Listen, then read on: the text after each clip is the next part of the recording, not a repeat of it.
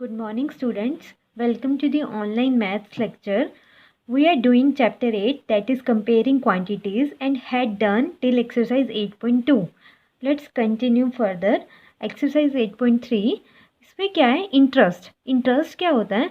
Interest is the extra money paid by the institutions like banks और post office on money deposited और kept with them. Interest क्या होता है? Interest एक extra money होता है जो हमें इंस्टीट्यूशन पे करता है, जो हम मनी उनको डिपॉजिट करवाते हैं. सपोज हमने बैंक में 1,00,000 रुपीज़ डिपॉजिट करवाए. अब हमने क्या बोला कि बैंक को कि हम बैंक में जो 1,00,000 डिपॉजिट करवाए हैं वो हमने 1 ईयर के लिए करवाए. अब हमने 1 ईयर के लिए बैंक में अगर 1,00,000 डिपॉजिट करवाए तो आफ्टर 1 ईयर हम सेम अमाउंट तो नहीं लेंगे, बैंक हमें कुछ एक्स्ट्रा अमाउंट पे करेगा. वो एक्स्ट्रा अमाउंट, वो एक्स्ट्रा मनी क्या होता है? वही एक्स्ट्रा मनी हमारा इंटरेस्ट होता है. ठीक है. अब इंटरेस्ट 2 टाइप्स का होता है. एक होता है simple interest and another is compound interest. Interest are of 2 type. First one is simple interest and another one is compound interest. Simple interest पे क्या होता है? सिंपल इंटरेस्ट में क्या होता है? हमारा जो प्रिंसिपल होता है, मतलब जो सम हमने बैंक में या किसी को भी डिपॉजिट किया होता है, उसमें प्रिंसिपल चेंज नहीं होता. वो अमाउंट मतलब जो सम होता है वो चेंज नहीं होता. जैसे कि अगर हमने किसी को 1,00,000 रुपीज़ दिए 3 ईयर्स के लिए, तो वो तीनों साल के लिए जो हमें इंटरेस्ट मिलेगा वो 1,00,000 पे ही मिलेगा. वो इंटरेस्ट जो है तीनों साल के लिए वो उसी प्रिंसिपल, मतलब हमने प्रिंसिपल मतलब जो अमाउंट हमने डिपॉजिट करवाया उसी पे इंटरेस्ट मिलेगा. 1,00,000 पे ही इंटरेस्ट मिलेगा. तो सिंपल इंटरेस्ट में क्या होता है? हमारा प्रिंसिपल जो है वो चेंज नहीं होता. बट कंपाउंड इंटरेस्ट के केस में ऐसा नहीं होता. कंपाउंड इंटरेस्ट के केस में क्या होता है कि अगर हमने अमाउंट डिपॉजिट करवाया है 2 ईयर्स के लिए, तो 1 ईयर के लिए हमें जो इंटरेस्ट मिलेगा, 1 ईयर के बाद जो हमें इंटरेस्ट मिलेगा वो उसमें हमारा अमाउंट, मतलब जो हमने डिपॉजिट करवाए थे उसमें इंटरेस्ट ऐड हो जाएगा. और जो सेकंड ईयर के लिए हमारा जो अब प्रिंसिपल होगा वो अमाउंट होगा प्रीवियस ईयर वाला. तो इंटरेस्ट इसमें कैसे कैलकुलेट होता है? Interest is calculated on the amount of the previous year. ठीक है. तो प्रीवियस ईयर के अमाउंट पे इस पे इंटरेस्ट लगता है इस केस में. तो मतलब अगर हमने 3 ईयर्स के लिए हमें इंटरेस्ट चाहिए, कंपाउंड इंटरेस्ट पे दिया, तो हम फर्स्ट ईयर का हमने जो अमाउंट दी उस पे पहले इंटरेस्ट लगेगा. 1 ईयर के बाद जो हमारा अमाउंट हुआ इंटरेस्ट लगने के बाद, तो सेकंड ईयर के स्टार्टिंग में जो हमारा प्रिंसिपल होगा वो अमाउंट होगा फर्स्ट ईयर वाला. और ऐसे ही सिमिलरली थर्ड ईयर के स्टार्टिंग में जो हमारा प्रिंसिपल होगा वो अमाउंट होगा सेकंड ईयर वाला. तो कंपाउंड इंटरेस्ट के केस में जो हमारा प्रिंसिपल है वो एनुअली चेंज होता रहता है. बट सिंपल इंटरेस्ट के केस में हमारा प्रिंसिपल चेंज नहीं होता है. ठीक है. तो ये है डिफरेंस सिंपल इंटरेस्ट और कंपाउंड इंटरेस्ट में. तो सिंपल इंटरेस्ट का तो हमें फॉर्मूला पता है. सिंपल इंटरेस्ट का फॉर्मूला क्या होता है? P/R/T बाय में 100. Simple interest is equal to principal into rate into time divide by 100. Principal मतलब जो सम हमने डिपॉजिट करवाया है, और आर मतलब रेट ऑफ इंटरेस्ट, किस रेट पे हमने करवाया है वो रेट ऑफ इंटरेस्ट, और टी मतलब टाइम जितने टाइम के लिए हमने वो अमाउंट बोरो की है या फिर मनी डिपॉजिट की है. सिमिलरली कंपाउंड इंटरेस्ट हम कैसे निकालते हैं? कंपाउंड इंटरेस्ट के केस में अमाउंट का जो फॉर्मूला होता है, amount is equal to P 1+R/100 raise to power n. ये अमाउंट का फॉर्मूला है, ये अमाउंट है. कंपाउंड इंटरेस्ट क्या होगा? ये होगा अमाउंट माइनस प्रिंसिपल. ये जो आपकी यहाँ पे अमाउंट आएगी, अमाउंट माइनस प्रिंसिपल, वो कंपाउंड इंटरेस्ट होगा. और अमाउंट का फॉर्मूला क्या? Amount is equal to principal 1+R/100 raise to power n. यहाँ पे R क्या है? R हमारा है रेट ऑफ इंटरेस्ट, और n क्या है? हमारा टाइम पीरियड. ठीक है. R हमारा रेट ऑफ इंटरेस्ट है और n हमारा टाइम है. तो amount is equal to P 1+R/100 raise to power n, and compound interest is equal to amount minus principal. ये कंपाउंड इंटरेस्ट होता है. Example 10th of your NCERT book. Example 10th है, a sum of 10,000 is borrowed at the rate of 15% per annum for 2 years. Find the simple interest. अब आपको इस case में simple interest find out करना है on this सम. इस सम पे and the amount at the end of 2 year. 2 years के and में आपने जो मनी बोरो की है वो सिंपल इंटरेस्ट पे की है, ना कि कंपाउंड इंटरेस्ट पे। तो हमारे कितने मनी हमने बोरो किया, ये हमारा प्रिंसिपल हो जाता है। तो principal is equal to ₹10,000। Time period हमें पता ही है 2 ईयर्स है, और रेट ऑफ इंटरेस्ट कितना है 15%। तो सिंपल इंटरेस्ट का फॉर्मूला अभी हमने किया, simple interest is equal to P into R into T by में 100 which is equal to principal है हमारा 10,000 मल्टीप्लाई रेट है 15 मल्टीप्लाई टाइम है 2 बाई में 100। ठीक है, ये 20 से 20 कैंसिल आउट, और हमारा जो सिंपल इंटरेस्ट है वो कितना होगा 15 मल्टीप्लाई 2 इज 30 एंड 20 ये, तो हमारा जो सिंपल इंटरेस्ट है वो कितना होगा 3,000। तो ये हमें एक्स्ट्रा मनी मिलेगी, वो मतलब ये हमें सम ऑफ इतने इस बोरो, हमें इतने बोरो किए तो हमने इतने रुपए एक्स्ट्रा पे करने पड़ेंगे। तो हमारा अमाउंट हमें कितना पे करना पड़ेगा, अमाउंट कितना होएगा प्रिंसिपल प्लस सिंपल इंटरेस्ट। तो प्रिंसिपल हमने कितना लिया था 10,000 प्लस सिंपल इंटरेस्ट है 3,000, तो 13,000 हमारा अमाउंट आएगा। मतलब अगर हमने 10,000 रुपीज़ बोरो किए at the rate of 15% for 2 years, तो हमें कितना amount after the end of 2 year पे करना पड़ेगा, हमें उसे 13,000 रुपीज़ वापस करने पड़ेंगे। Next question, question number 11।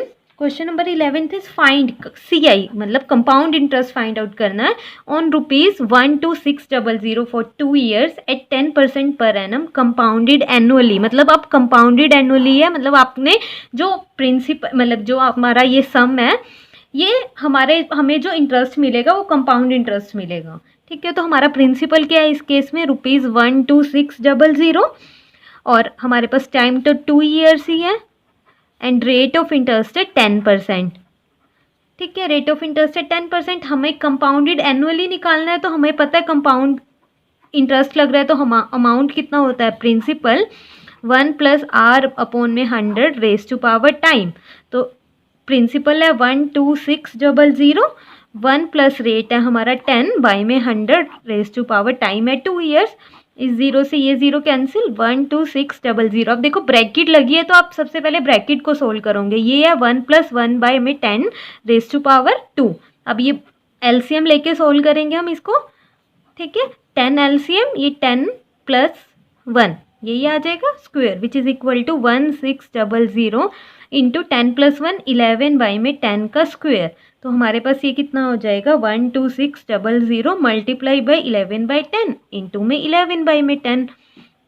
ठीक है, इस 0 से ये 0 कैंसिल, इस 0 से ये वाली 0 कैंसिल, तो 126 इंटू 11 और ये मल्टीप्लाई करके आ जाएगा आपके पास 15246।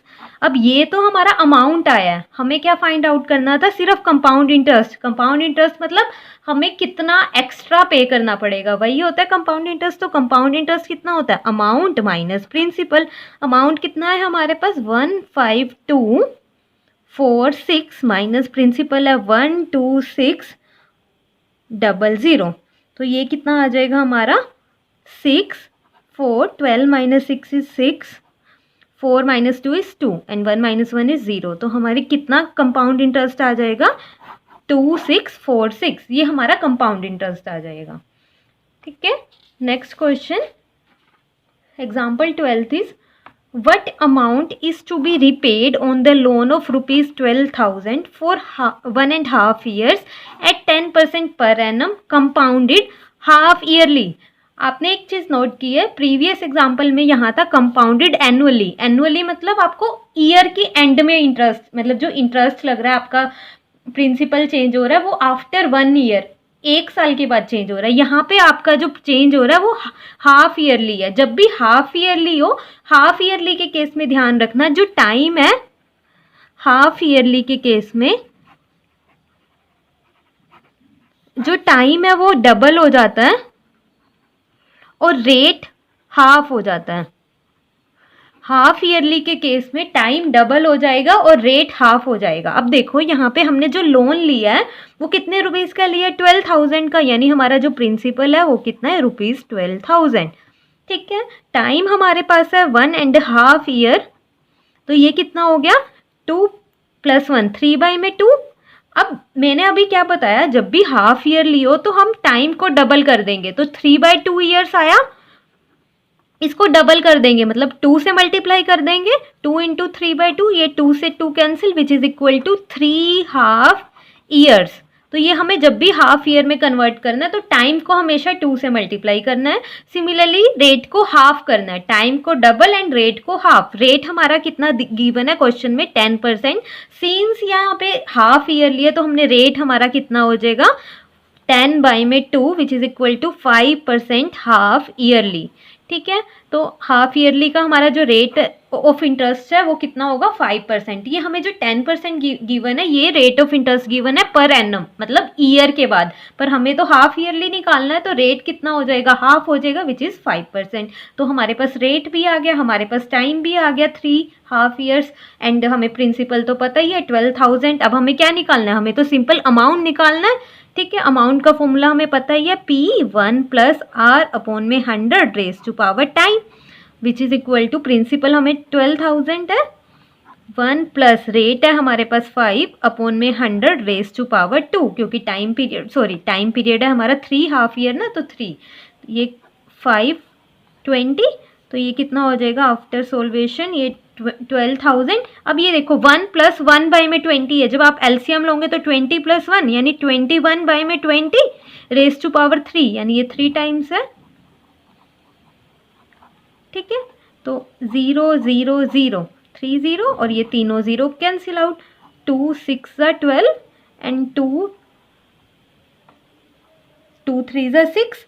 ठीक है, तो इसको जब आप सोल्व करोगे, सोल्व करने के बाद आपका क्या आ जाएगा, इसको जब आप सोल्व करोगे तो आपका जो अमाउंट है वो अमाउंट कितना आ जाएगा, 13891.50। तो ये अमाउंट आपका कितना हो जाएगा, 13891.50। ठीक है, तो आपको सिर्फ ध्यान क्या रखना है कि जब भी हाफ ईयर लियो तो आपको रेट हाफ करना है एंड टाइम डबल करना है, और फिर सिंपल वही जो हमारा अमाउंट का फॉर्मूला था P1 प्लस आर अपॉन में 100 रेज टू पावर T, उसमें पुट कर देना है। पुट करने के बाद हमें सिंपल कैलकुलेशन करनी है और अमाउंट फाइंड आउट करना है, जो आपका सोल्वेशन के बाद आ जाएगा 13891.50। ठीक है, next question is example 13। Example 13 में क्या है, find compound interest paid when the sum of 10,000 is invested for 1 year and 3 month. अब देखो, अब यहाँ पे ध्यान देना, जो हमारा टाइम है वो कितना है, 1 ईयर एंड 3 मंथ। ठीक है, इसको अगर हम चेंज करेंगे, हमेशा टाइम ईयर्स में ही होना चाहिए, इसको ईयर्स में चेंज करते हैं, 1 ईयर तो है, 3 मंथ को ईयर में चेंज करने के लिए 12 से डिवाइड कर देते हैं। ठीक है, तो ये आपका कितना हो जाएगा, 1/4, तो ये हो जाएगा 1/4 ईयर्स। ठीक है, ईयर्स में हमने चेंज कर लिया टाइम।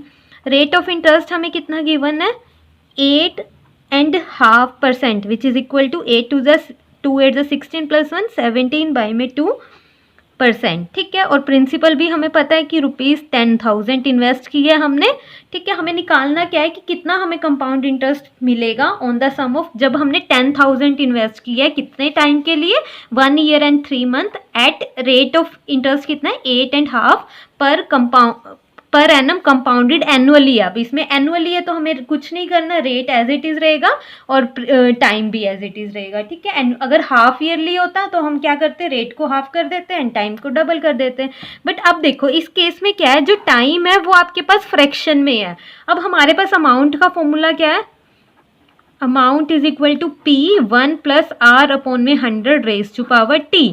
ठीक है, अब यहाँ पे क्या है, टी जो है हमेशा होल नंबर होता है, मतलब 1 2 3 4 5 ऐसा कुछ होगा तभी हम सोल्व कर पाएंगे।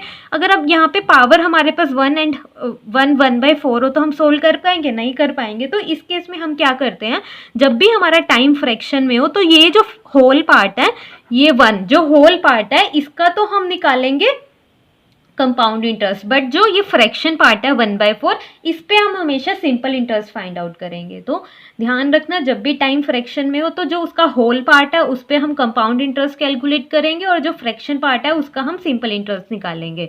तो यहाँ पे होल पार्ट क्या है 1, तो इस पे हम अमाउंट निकालते हैं। अमाउंट कितना होगा, प्रिंसिपल तो हमारे पास 10,000 है। 1 प्लस रेट कितना है 17 अपॉन में 2 इंटू में 100 रेज टू पावर टाइम देखो हम सिर्फ होल पार्ट का निकाल रहे हैं, यहाँ पे होल पार्ट कितना है 1, तो 10,000 ये कितना हो गया 1 प्लस 17 अपॉन में 200, पावर तो 1 ही है, तो ये 10,000 इंटू ये 200 प्लस 270 प्लस 17, ये 217 बाई में 200 हो गया, ये 20 से 20 कैंसिल एंड 250। ठीक है, तो हमारा जो अमाउंट है वो अमाउंट कितना आ जाएगा, ₹10,850।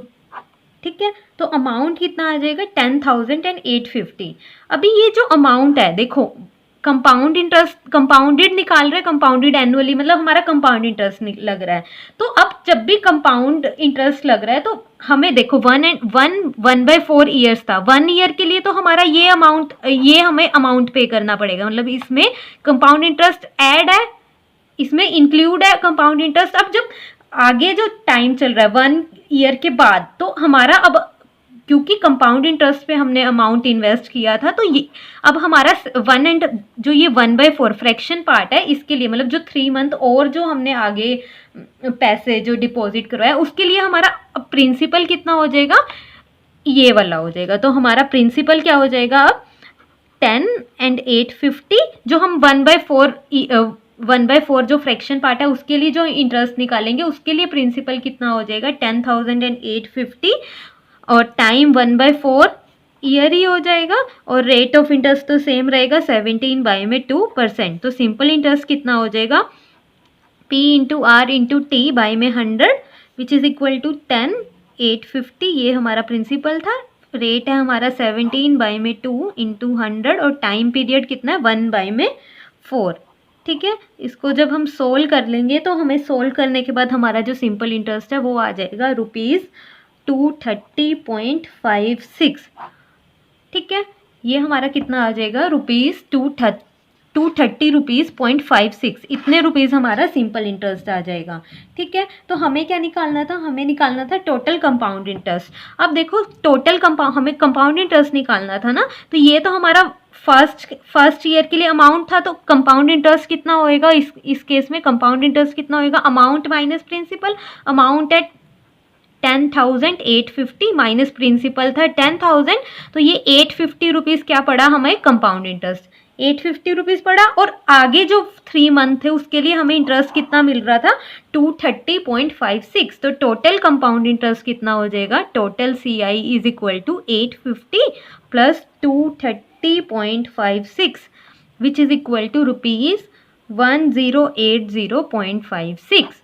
ठीक है, तो इतना हमें क्या होएगा कंपाउंड इंटरेस्ट पे करना पड़ेगा। तो हमने क्या क्या आज कंसेप्ट हमने अंडरस्टैंड किए कि सिंपल इंटरेस्ट होता है P into R into T by में 100। कंपाउंड इंटरेस्ट के केस में हम अमाउंट निकालते हैं which is equal to P 1 plus R upon में 100 रेज टू पावर T। यहाँ पे जो टाइम होता है वो होल नंबर होता है। ठीक है, तो कंपाउंड अमाउंट वो होता है, और CI निकालना हो तो वो क्या होता है अमाउंट माइनस प्रिंसिपल, वो हमारा कंपाउंड इंटरेस्ट होता है। बट अगर हमें हाफ ईयरली निकालना हो तो उस केस में हम टाइम को डबल कर देते हैं एंड रेट को हाफ कर देते हैं। और एक और केस है जब हमें टाइम फ्रैक्शन में गिवन हो, जैसे इस केस में था। तो इस केस में जब हमें टाइम फ्रैक्शन में गिवन हो तो हम होल पार्ट का तो हम अमाउंट निकालते हैं, मतलब जो CI के फॉर्मूले से अमाउंट निकालते हैं, और जो फ्रैक्शन पार्ट होगा उसका हम SI निकालते हैं। बट इस केस में जो प्रिंसिपल होता है वो हमारा जो फर्स्ट ईयर के एंड में अमाउंट होता है वो होता है, तो उसका हम SI निकालते हैं, और टोटल इंटरेस्ट फिर हम ऐड करके कंपाउंड इंटरेस्ट निकालते हैं। ठीक है, hope you understand the lecture. Thank you.